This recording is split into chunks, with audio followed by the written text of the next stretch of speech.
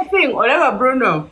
When I got married, nali manya abasajja tebagenda kuddamu kunkwana naye mwana bagayi balinalo wakane kati bigayi bikyalemerako.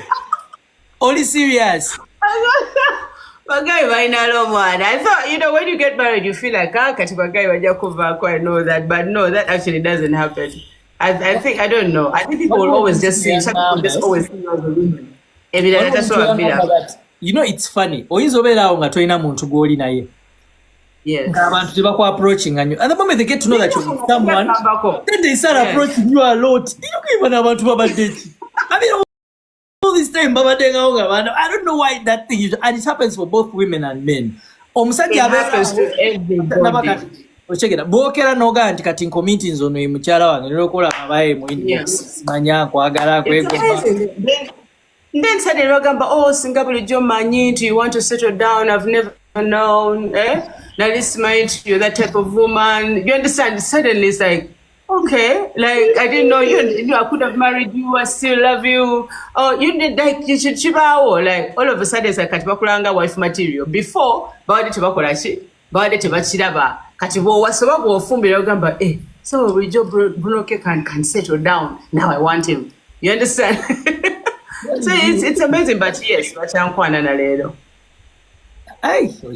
Muwulidde sijja mubuuza baanya bamukwana ekyo kijja bacha next kakati taniyo nze maze okubuuza tani okay nayerindako nga sina bakufiringa question ya truth or dare. This is just a question saka giteeka wali mu section ya truth or dare.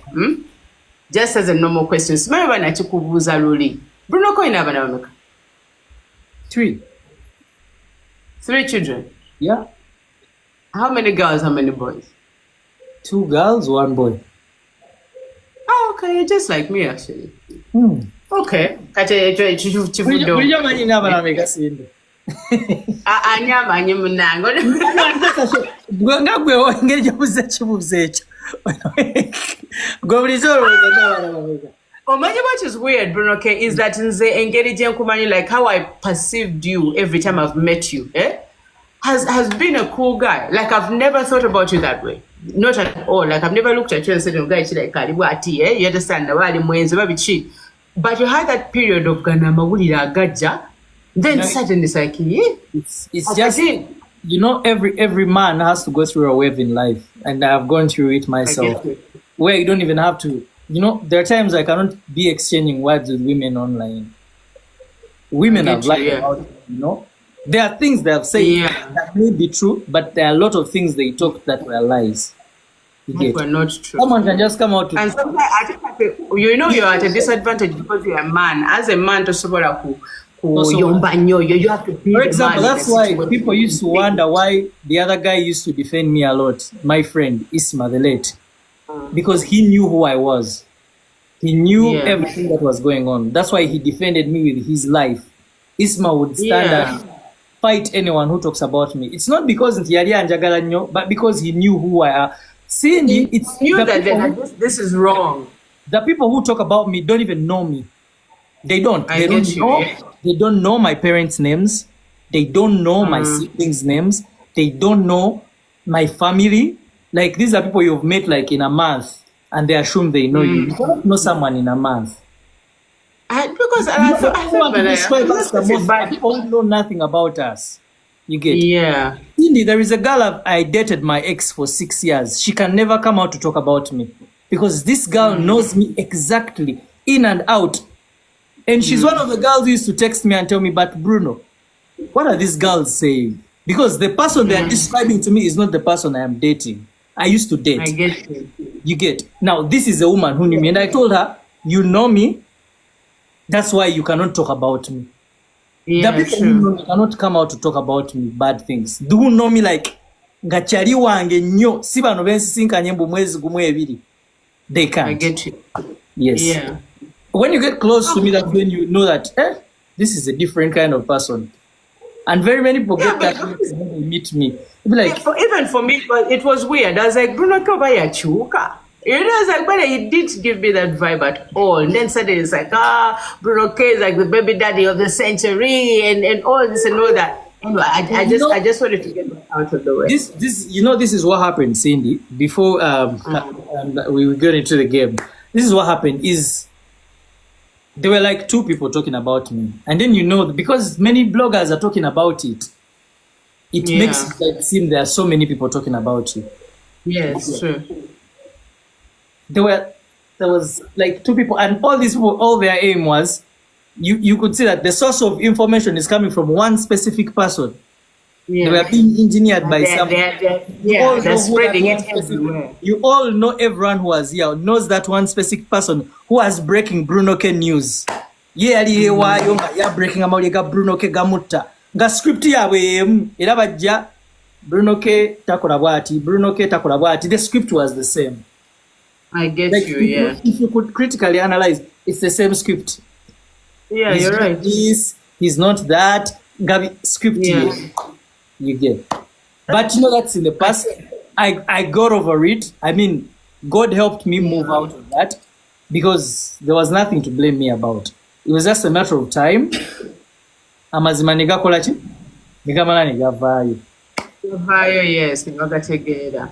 Right now, it's amazing. Matters are my kids. Ebisigala tebikwatako. Simanya what drama? All I care about are the kids. Are they good? Are they fine? That's all I care about. Yeah. That bit I understand. Kati, truth or dare? Truth. Why don't you dare? What is wrong with daring? We're going to pick dare. This first round we have picked truth. Now the next one is dare. All of us. Okay. Yeah. Truth. What is your? Can you share? Can you share you as an artist with your journey ngomuyimbi? I want to know what was your lowest moment, like a particular moment you agamba kati this in the industry made me lose faith, made me lose. You understand, like that moment in the industry, because every artist goes through it. What your moment can some particular thing changes your perspective your industry now. Wafe nawe tuyingira tuba tumanyi nti buli omu baddeewo buli we understand like this thing was singing or kumbaya or a choir. So njagala kumanya that moment for you that was like the lowest and it changed your perspective your industry now. My lowest moment was with these guys of Black Market. Waliwo mukwano gwange yantwala wabagaya abo n'abandaga. Nangamba these guys are good. Kati nze obuzibu bange. All my life I've always wanted to have a manager who manages me. Nga sinza mutegera nenga ye yakira na antegera nanga Bruno. We're going to do ABCD. Mine is to sing. Because I was doing everything for myself. I was the manager, I was the artist, I was everything, I was me. So nange nanjagala nejjeko badi ngamba maybe kino kindi meeting nga ningena nengwa Abasajja ba Black Market app. Netukola contract nabo ne tusigninga. Naye ebintu Abasajja bwe bampisaamu Cindy bantamye endongo. Like they started striking my YouTube channel. They paid bloggers to put me down, talk stuff about me. No afuna abantu musimaye wa PR nga akusala. It's the same thing that they did to me. It's the same thing that they did to Nina Rose and they are still doing to Nina Rose right now. Up to now, Nina Rose is under captivity. Well, what happens along? Like how do you get to that point? I think even that time nabatukirako abawuma, and then Mama Lima came in my meeting. Nayogera nabo nabagamba guys, let the guys sing. Yeah. Bagayi ne katola omuntu omukulu nga Mama Lima ne bamulaga ezzalawo. Ne bamulaga ezzalawo nti chobola bana ulira nnyo obusungu nengamba bano bagayi I will fight them to the death. Like paka even my last breath paka we nawangula. Kwe kusisinkana nengenda ku federation nenkwatagana ne Eddie nafunya ba lawyer. Itugenda mu court jaji nabasingira kubanga bali bagayi omanyi Cindy okukebera ku dashboard nga mukoze olimba lwetwakola olw'omuwala na Andre. It made money online. Very good money and not shillings in dollars, some good money. Nga sente zo sizikwatanga nako sizikolanga nako sente omanyi okuzirabako abaye ne bazijjako we bazijjako ne bampereza emitwalo 2 egye Uganda.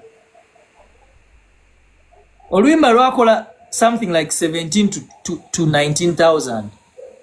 Yeah. Sales ebyo online sales bichi binango bigaseko. Bampereza emitwalo 2 egye Uganda. Ekinyanya ekye Uganda kintu kya nnuma.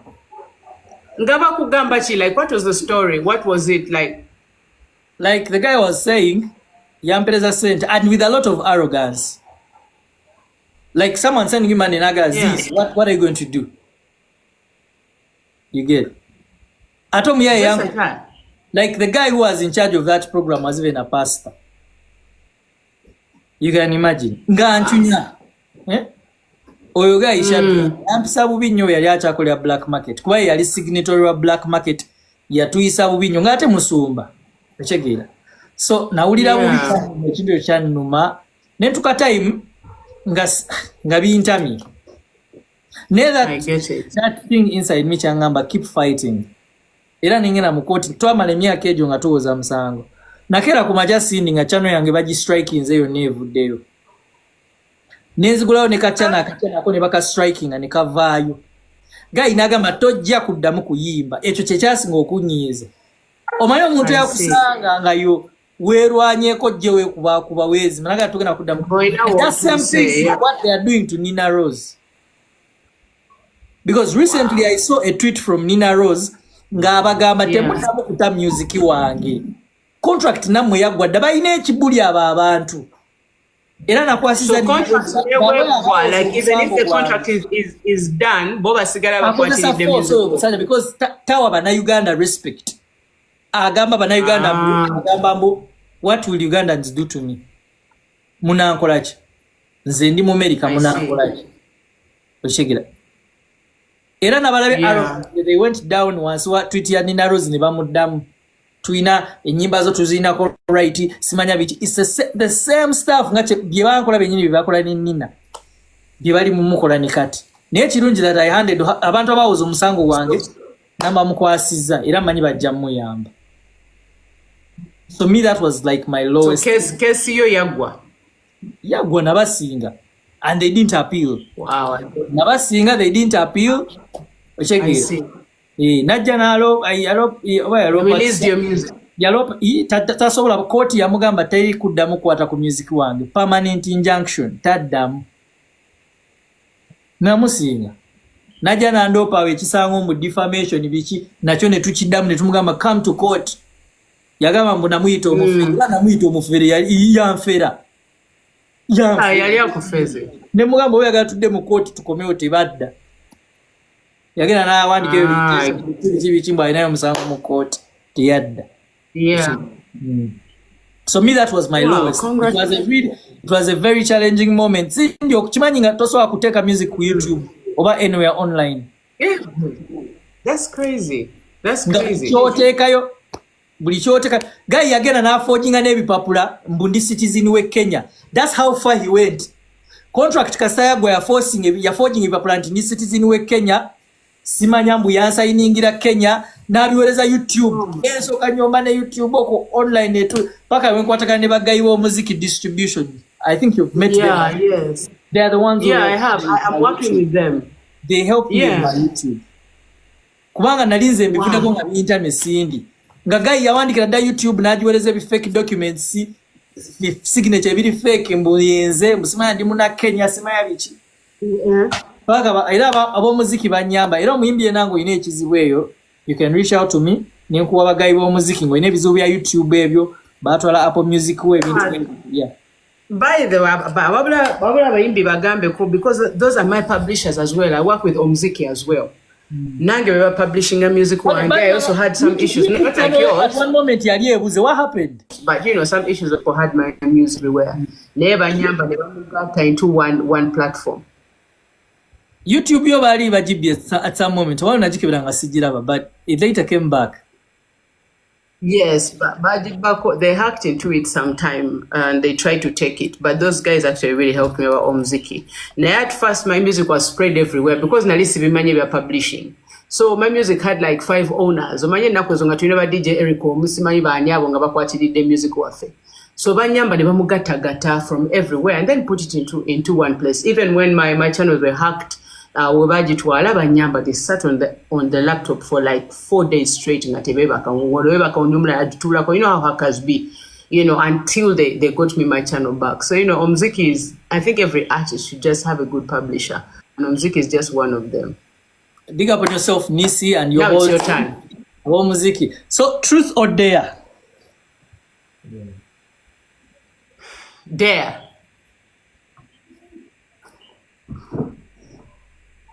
I dare you. Can I change my mind? No, tuli ku dare fena nango gina kumbia you.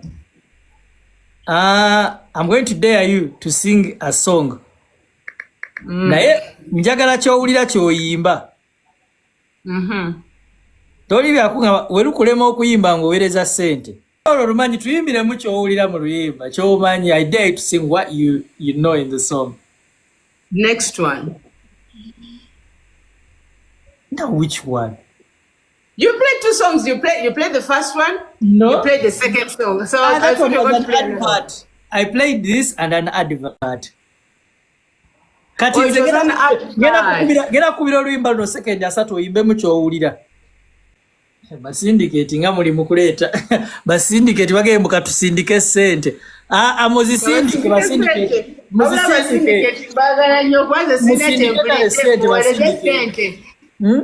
Muzisindike basindicate. Muweereze ssente lumulemye okusa.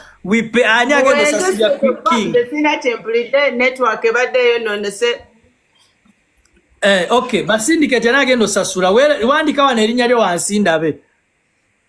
Ani agenda osasula sente za read the number. Njagala ojje weeyame wano oyimirire ogaye nti nze syndicate ngenda sasula on behalf of the king. Temuwoza ani agambye wano here Joel. Okay, tewali buzibu kankuleeta ate nze nkayana naawe. Basindicate. Abamane basindicate bana mwe. Abasindicate bagala nnyo. Nze sina template network ebadde evuddeko wano. Mwami syndicate huyo. Hi, Cindy. Hi.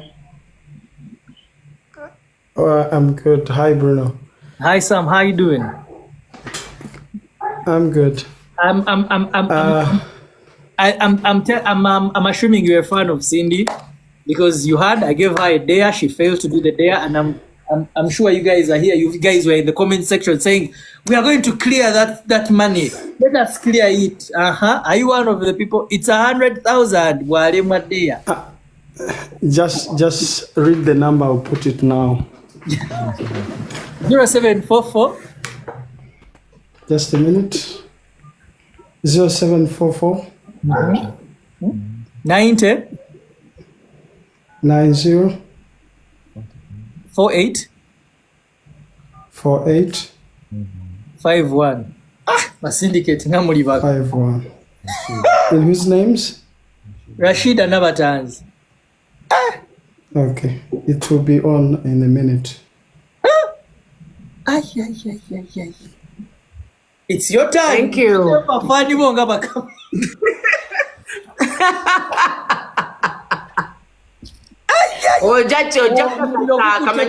section yao basindicate. Kale. Some number soma. Jisome. Sena sekola sana. Mndeke bade. Aha, kati Bruno. Era nzisezi. Bruno, tuli ku dare. Tuli ku dare. Tuli ku dare.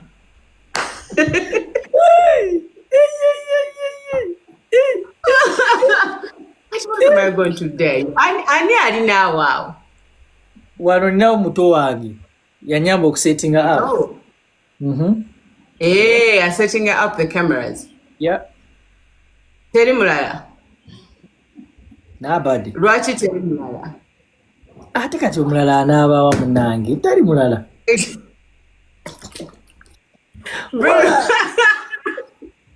Bruno never basi. Obeera otya weka mu nnyumba. Ekyantuukako nze Cindy ntya abakazi. Mwali mu nyumba togenda kungamba. Of course there is somebody I'm eyeing and we're talking, we're building naye. Wootukira decision esalirawo okubeera n'omuntu Cindy olina okuba nga okakasa nti oyo omuntu ye muntu wo. Siyagala bintu byakuddamu kwawukana na muntu ate tuzaale ate agende n'omwana wange. Omwana ye nagamba omwana gwenziramu okuzaala ajja kubanga maama we tugenda beera naye lubeerera. Teri byakweya. nga bali abalala bajja ne bakyala. Sure. Ate osobola okubeera wange nga toyagala baana bange. Password nfu. Kati onkudaring eki. I don't know what to dare you. You think of a dare. You can't think of a dare. Also, what you thinking of a dare? You can think of a dare. Kati alina kufumbira mutana bakuweereza sente. Sam aba syndicate Sam olimba. Sam weereza sente. Agambye give him a minute. Sente zijja. Katumulinde Sam mutana bakuweereza sente. Zijja tuuka. Kati ani akufumbira? I buy food like some. Sam atadeko sente. Nze bafani bange tebasaaga munnange. Yeah, mwana. Big up on yourself, Sam. Syndicates muli bakambe. Muli just wait for syndicate. Muli munabalezi silver syndicate. Mulabe Sam. Aweereza request n'agamba tekisoboka tekijja kusoboka. I have the best fans in the world. Just so balaba online boba boogera nnyo bakinedda ne bwe nanga show balabika faithfully they always show up. That's why I always say I have the best fans in the world. Ati Bruno K. What choosing the day, right? You chose a day. Don't that new king.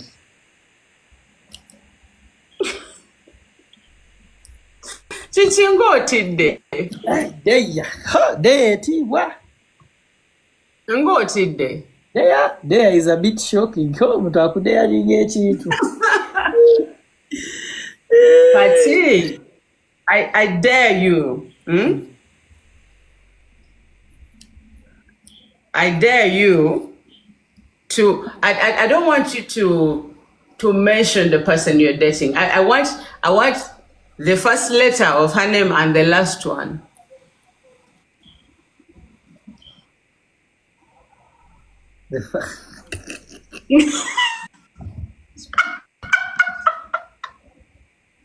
I'm not saying the name. There's no mentioning in it. I just want the first letter and the last one. That shouldn't be so hard, should it? Okay, just the first letter, Kale. Tigambe nti ndeetinga. Ngambye nina omuntu gwendaba gwe neegomba. This could be your chance. Nategera nti bambi bulijjo Bruno K njagala. You know, maybe you've not told her yet, but ajja kumanya. I'm trying to make things easy for you by the I'm on your side, Bruno. Omanyidde lwaki gy'ompadde ennyangu Cindy? Buli bano mbagamba omuntu gwe nkurashingirako bamumanyi gwe njagala, bamumanyi, bano bamumanyi. Era tobola bagamba eyo ddeya gy'ompadde ennyangu. Nyangu, ani gwe okurashingako gwali oyogeddeko mbu y'ono gundi. Bamumanyi muyimbi, muwala muyimbi. Wa olimba. Si ate ngimbe ki? Wa olimba.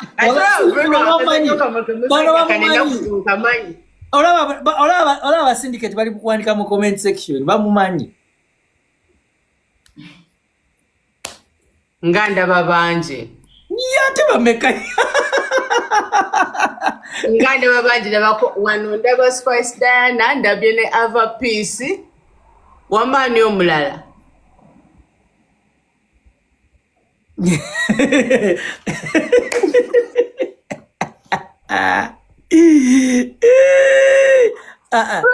Bruno. Abasajja katulagala fumbirwa yono nonsense ono temwagala kwogera abantu. No, si kyekyo. By the way, I am one guy who is proud of a woman nga mufunye nga mwagala nze mbasitya. Bisiriiko ebyo. Baali bantuteko omukazi omulungi sikyazannyamu ebyo bintu ebyo mbu byakuddeyo omwana abendi abeere mu gallery. N'okwebuzabuza. Mategeka omukazi mu gallery ngenda okuddamu okwagala okumujja mu gallery nga ali mugundi bamwanjudde. Yani golinako crash Spice oba gundi oba Ava Peace ne Karoka Sita huyo bamwogeddeko ani kubbo. Mama Karoka Sita likatonkubya fefe busi ndika. Karoka Sita mukwano gwange just aliwe nawo crash abantu bamumanyira bondeddewo.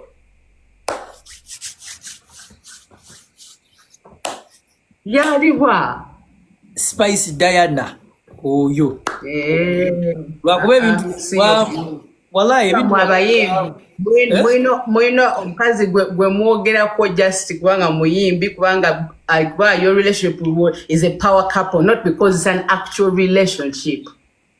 Iza byakola binsanyusa ate nze no seeruma kati lwaki saakira mutima olina akakazi keweegomba nga kali eyo kakola byako nga si muyimbi naye kati ffe gw'otugamba yono muyimbi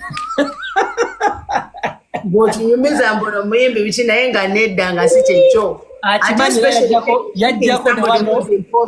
yajja wano namutandika dda nga sinawo namusisinkana nga tanawo nabeera kyali wange ne muweereza message n'agaana ogiddamu ne muwandikira olunyiriri oluwanvu ku Facebook n'alulaba ne mmala ne musisinkana ne mugamba lwakubanga bw'olaba nti era ngawo nawe bw'otakikkiriza naye bw'abeerawo nga naye ono gaya kazannye kubanga bamanyi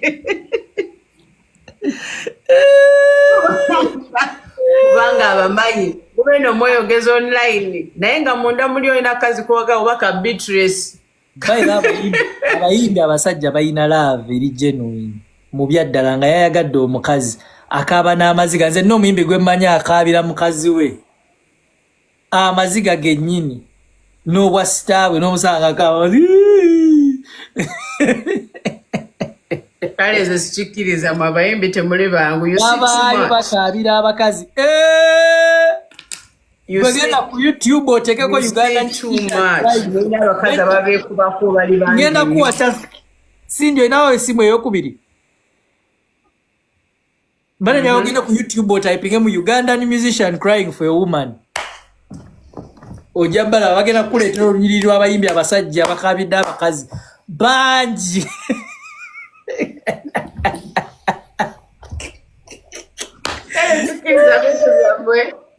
Sikiriza vitu vya Bruno. Amaziga wallahi bakaaba amaziga teka mutesa mu YouTube Ugandan male musician crying for a woman olabe bagenda okuleetera bangi lisite gwayo Wallahi can't take him crying for a woman. Tuba kubeera muno obuyimba nze omukazi yannumya mama nnyabo nalina heartbreak for 8 months olaba we naddiramu ebisaanyi byabuye nakogga Cindy nga nzigwawo naye ngoma yekimmalawo love nakogga omutima gwannumira nayiga okuva olwo nayiga heartbreak gitye omutima gukulumira mu buliri nozuukuka nonywa amazzi aganyogoga ne gugaana n'okuba omulanga nze nayimiranga ne ku balcony nenkaaba amaziga bakuleetedde ani Cindy soma amannya tuseke bakuleetedde